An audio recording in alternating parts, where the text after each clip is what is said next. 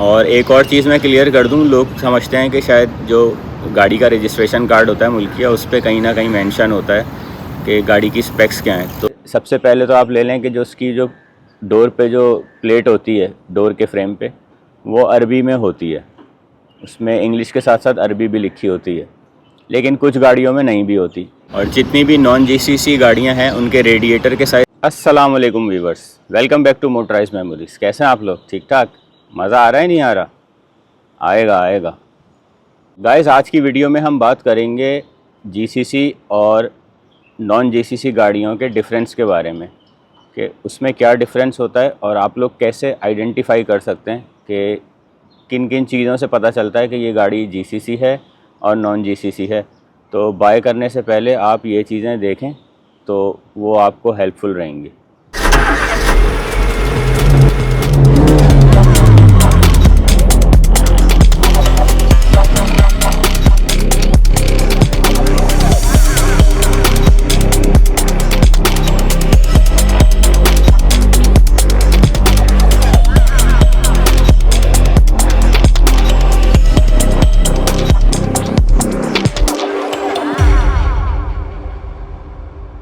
Gulf council committee, इसमें 6 countries हैं जो शामिल हैं, और उसमें सारे गल्फ़ कंट्रीज़ हैं: Saudi Arabia, Bahrain, Oman, Qatar, Kuwait और यूएई। ये 6 कंट्रीज़ हैं इसमें। इन कंट्रीज़ की एक ट्रीटी साइन हुई थी 1981 में।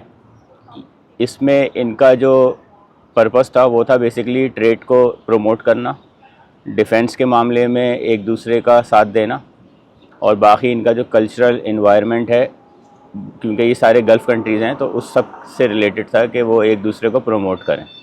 तो इसी तरह जो कार्स हैं उनकी जो स्पेसिफ़िकेशन है इन 6 कंट्रीज़ की एक जैसी होती है। इन 6 की 6 कंट्रीज़ की रिक्वायरमेंट सब एक जैसी है। तो अकॉर्डिंग टू दैट ये अपनी गाड़ियाँ, क्योंकि इन कंट्रीज़ में मैन्युफैक्चरिंग तो होती नहीं है, सब बाहर से इंपोर्ट होती हैं, तो ये लोग बाहर से जो स्पेसिफ़िकेशन देते हैं वो इन 6 की 6 कंट्रीज़ की एक जैसी होती है। उसके मुताबिक यहाँ पे गाड़ियाँ आती हैं।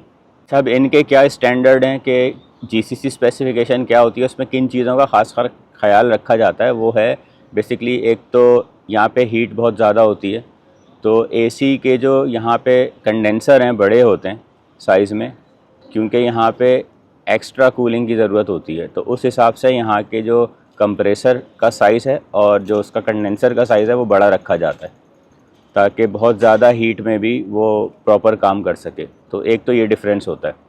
दूसरा, यहाँ पे क्योंकि ये पूरा गल्फ़ जो है वो डेज़र्ट है, तो डेज़र्ट के हिसाब से जो है उसका जो गाड़ी हीट अप हो जाती है, तो जो उसका कूलिंग सिस्टम होता है इंजन और गियर का, उसके भी जो है वो कूलर्स बड़े रखे जाते हैं। जैसे इंजन का कूलर है उसका साइज़ बड़ा होता है, जिसमें रेडिएटर जिसको कहते हैं, रेडिएटर का साइज़ बड़ा होता है ताकि ज़्यादा से ज़्यादा उसको कूल किया जा सके। और जीसीसी की कंप्लाइंस के हिसाब से यहाँ पे सेफ्टी फ़ीचर्स भी इनके हिसाब से रखे जाते हैं जीसीसी स्पेक्स की गाड़ियों में। तो जैसे अगर इन्होंने बोला कि जी 5 एयर बैग आने चाहिए गाड़ी में, तो 5 एयर बैग होंगे गाड़ी में। टायर्स का जो थ्रेड है वो कितना होना चाहिए, उसका ग्रेड कितना होना चाहिए, इस तरह से एसी के फ़ीचर्स हो गए, ये सब इनकी स्पेसिफ़िकेशन दी जाती है कि इस हिसाब से आपने इस स्टैंडर्ड से बनाने। तो वो मैन्युफैक्चरर जो है वो चाहे किसी भी कंट्री से आ रही हो गाड़ी, तो वो उसी स्टैंडर्ड के हिसाब से बनती है, चाहे गाड़ी चाइना से आ रही हो या अमेरिका से आ रही हो, स्टैंडर्ड जीसीसी का फॉलो होता है। और इंफोटेनमेंट सिस्टम जो होता है, क्लाइमेट कंट्रोल और इंफोटेनमेंट सिस्टम जो आपकी एलसीडी स्क्रीन पे पूरा आता है, वो जीसीसी स्पेक्स में अरबी में भी उसमें लैंग्वेज मौजूद होती है। तो अरबी लैंग्वेज में भी ऑप्शन होता है, आप अरबी ले लें तो पूरा अरबी में आएगा वो, जबकि दूसरे स्पेक्स में अरबी नहीं होती। और जीसीसी गाड़ियों का ये फ़ायदा रहता है कि जैसे आपने यहाँ पे जीसीसी गाड़ी ली तो उसकी यकीनन यहाँ पे डीलरशिप होती है। डीलरशिप होने का मतलब है कि उसके स्पेयर पार्ट्स हर जगह अवेलेबल होते हैं।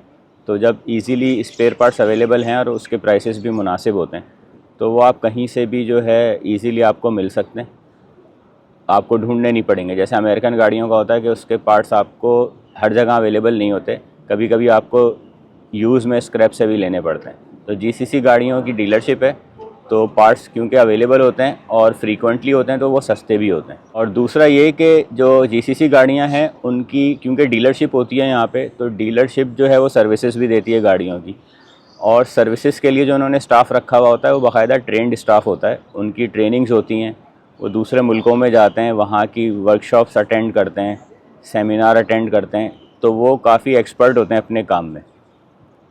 वो यानी एक मखसूस गाड़ी के एक्सपर्ट होते हैं। जैसे टोयोटा वाला है तो टोयोटा का एक्सपर्ट है, वो होंडा वाला है होंडा का एक्सपर्ट है, तो उसकी सारी एक्सपर्टीज़ होती हैं उस गाड़ी में, सारे स्टैंडर्ड्स पता होते हैं उसको।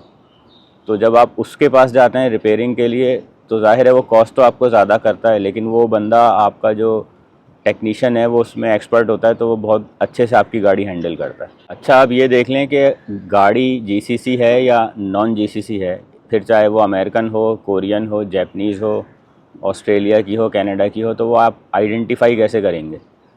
तो दूसरे मुल्कों की गाड़ियाँ जो हैं उनका और जीसीसी का क्या डिफरेंस है, उसमें कुछ छोटी छोटी चीज़ें वो मैं आपको बता देता हूँ। जैसे सबसे पहले तो आप ले लें कि जो उसकी जो डोर पे जो प्लेट होती है डोर के फ्रेम पे, वो अरबी में होती है, उसमें इंग्लिश के साथ साथ अरबी भी लिखी होती है, लेकिन कुछ गाड़ियों में नहीं भी होती। जैसे क्राइसलर है, यहाँ पे क्राइसलर की डीलरशिप है जीसीसी में, जीसीसी गाड़ी है वो, और यहीं जीप हैं इसमें जो ज़्यादातर जीप आती हैं, तो वो गाड़ियाँ जो हैं आपकी वो अरबी में नहीं होती। पता नहीं क्राइसलर की पॉलिसी है, अरबी में नहीं आती वो। तो यानी उस चीज़ को आप सिर्फ बेस नहीं बना सकते कि अगर आपने वो इंग्लिश में देखी और वो अरबी में नहीं थी तो आप बोलें कि नॉन जीसीसी है, वो जीसीसी होती है। इसी तरह रेंज रोवर है, रेंज रोवर की 2013 का मॉडल, 14 का मॉडल, उसमें अरबी नहीं आई है, वो इंग्लिश में ही है। तो इस तरह की चीज़ें होती हैं उसमें काफ़ी। वरना नॉर्मली अगर उसको आप पढ़ें तो विन नंबर जो होती है, विन कहते हैं व्हीकल आइडेंटिफिकेशन नंबर, उसका जो स्टार्टिंग के 3 लेटर्स हैं वो अल्फ़ाबेट में होते हैं जीसीसी गाड़ियों के। जैसे जीटीएन हो गया और जीटीडी हो गया और केएमएच कर लें आप, तो वॉक्सवैगन का वीडब्ल्यू से स्टार्ट होता है। तो इस तरह से 3 अल्फ़ाबेट जो शुरू के रहेंगे वो जीसीसी गाड़ियों में होते हैं। जबकि अगर अमेरिकन गाड़ियों की बात करें तो उनका फर्स्ट लेटर जो है वो अल्फ़ाबेट नहीं होता, वो नंबर होता है, एक ही नंबर होता है उनका, फर्स्ट नंबर से स्टार्ट होता है उनका। इसी तरह यूरोपियन गाड़ियों में जो है वो, जैसे जर्मन गाड़ियां हैं, जर्मन गाड़ियों का डब्ल्यू से स्टार्ट होता है, और दूसरी आप ले लें फ्रांस की गाड़ियां ले लें, फ्रेंच जो हैं यूरोपियन, वो वी से स्टार्ट होता है, और यूके और स्वीडन की गाड़ियों का एस से स्टार्ट होता है। तो ये डिफरेंट नंबर्स हैं। अगर आपको उस विन नंबर से पहचान करनी है गाड़ी की, तो बाकी सबसे आसान तरीक़ा तो ये है कि अगर गाड़ी की सर्विस है तो सर्विस बुक होगी और वो किसी ना किसी डीलरशिप की होगी, अल-फुतैम की होगी, अल-नबूदा की होगी, अल-रुस्तमानी की होगी। तो ये सारे जो डीलर्स हैं यहाँ पे, अल-तायर मोटर्स है, इनकी डीलरशिप होगी, उस पर स्टैम्प्स लगी हुई होंगी कंपनी की, तो वो तो फिर सीधा सीधा बहुत ईजी हो जाता है, और वो गाड़ी भी क्लीन होगी क्योंकि एजेंसी मेंटेन है। बाकी साइड मिरर्स जो होते हैं गाड़ी के, उस पे भी जो है अरबिक में इम्बोज़ हुआ होता है, कुछ सेफ्टी के कोई इबारत लिखी हुई होती है सेफ्टी के लिए, तो वो अरबी में होती है। तो अगर वो नॉन जीसीसी होगी तो वो इंग्लिश में होगी, और कुछ गाड़ियों में लिखा हुआ ही नहीं होता, ना इंग्लिश में ना अरबी में। तो उसका मतलब ये होता है कि शीशा रिप्लेस हुआ हुआ है उसका, और वो जो लोकल मार्केट से तिजारी शीशा लेके वो बनवा के लगाया, शीशा टूट गया था उसका। जीसीसी गाड़ियों में जो है एसी जो है वो हमेशा सेल्सियस में होता है, और जो नॉन जीसीसी होंगी उनका फ़ारेनहाइट में होता है। तो ये भी एक डिफरेंस है कि उसमें आपको थोड़ा सा पता चल जाता है। और उसमें अगर आप उसके देखें, स्पीडोमीटर देखें, तो स्पीडोमीटर वो किलोमीटर में होता है, और जीसीसी वाला किलोमीटर में होता है, और नॉन जीसीसी जो है वो उसमें आता है, माइल्स में आता है। लेकिन कैनेडियन गाड़ियाँ जो हैं वो किलोमीटर में ही आती हैं, तो वो उसको इस तरह से अगर आप आइडेंटिफाई करें तो वो आपके लिए मुश्किल होगा। कैनेडियन वाली जो हैं वो भी किलोमीटर में होती हैं। तो कुछ चीज़ें एक जैसी हैं, कुछ अलग अलग होती हैं। और जितनी भी नॉन जीसीसी गाड़ियां हैं उनके रेडिएटर के साइज़ हमेशा छोटे मिलेंगे आपको, चाहे गाड़ी जितनी भी बड़ी हो, V8 भी होगी तो उसका रेडिएटर का साइज़ बहुत छोटा होगा। और GCC के बहुत बड़े बड़े रेडिएटर होते हैं ताकि वो कूलिंग सिस्टम बेहतरीन बना सकें गाड़ी की।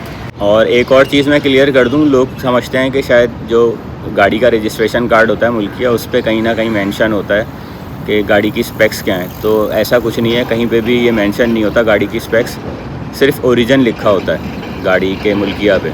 और ओरिजिन का मतलब है मैन्युफैक्चरिंग कंट्री, कि गाड़ी कहाँ बनी है। वो चाइना में भी बन सकती है गाड़ी, वो USA में भी बन सकती है, तो वो यूनाइटेड स्टेट्स लिखा हुआ होगा उस पर, तो उसका ये मतलब नहीं है कि गाड़ी जो है US स्पेक्स है। वो ओरिजिन है, मैन्युफैक्चरिंग कंट्री वो है। वो स्लोवाकिया भी हो सकती है, फिनलैंड भी हो सकती है, स्वीडन भी हो सकती है, फ्रांस भी हो सकता है। गाड़ी कहीं की भी ओरिजिन में आ सकती है, लेकिन उसका मतलब स्पेक्स नहीं है, स्पेक्स कहीं पे भी मेंशन नहीं होते। जो अमेरिकन गाड़ियाँ होती हैं उसमें एक और मसला आता है, हर गाड़ी में नहीं आता, वो भी कुछ गाड़ियों में आता है कि उसके FM की फ्रीक्वेंसी यहाँ पे मैच नहीं होती। यहाँ वाली फ्रीक्वेंसी, वो वाला जो उनका सिस्टम है, इंफोटेनमेंट सिस्टम, वो नहीं कैच करता, तो वो फिर चेंज करवाना पड़ता है। वो काफ़ी एक्सपेंसिव काम है, यानी उस पर आपके 1500-2000 दरम लग जाते हैं, पूरा सिस्टम चेंज होता है। तो ये ज़्यादातर किया की गाड़ियों में मसला है। बाकी निसान की मैच करती हैं, होंडा की मैच करती हैं, टोयोटा की मैच करती हैं, लेकिन कुछ गाड़ियाँ ऐसी हैं उनकी फ्रीक्वेंसी FM की यहाँ पे नहीं चलती।